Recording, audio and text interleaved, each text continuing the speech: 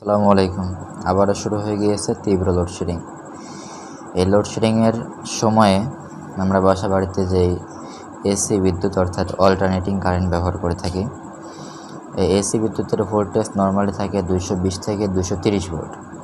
কিন্তু বর্তমানে এই লোডশেডিং টাইমে আমি নিজেও বাসা বাড়িতে ভোল্টেজ মেপে পেলাম শুধুমাত্র 183 ভোল্ট, অর্থাৎ এটা 220 থেকে অনেক কম।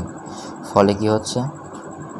ফলে আমাদের বাসাবাড়ির যে সিলিং ফ্যানগুলো রয়েছে, সিলিং ফ্যানগুলো খুবই আস্তে ঘুরছে এবং যেই ফ্রিজ সহকারে অন্যান্য ডিভাইসগুলো রয়েছে, অর্থাৎ মোবাইল চার্জ হতে সময় বেশি নিচ্ছে এবং ফ্রিজ ঠান্ডার পরিবর্তে কিন্তু উল্টা গরম হয়ে যাচ্ছে।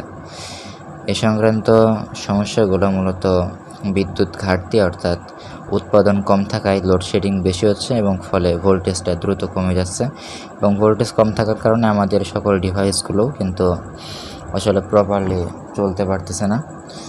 তো এরকম ভিডিওটি ভালো লাগলে অবশ্যই লাইক দিতে ভুলবেন না, চ্যানেলটি সাবস্ক্রাইব করবেন। আসসালামু আলাইকুম ওয়া রাহমাতুল্লাহ।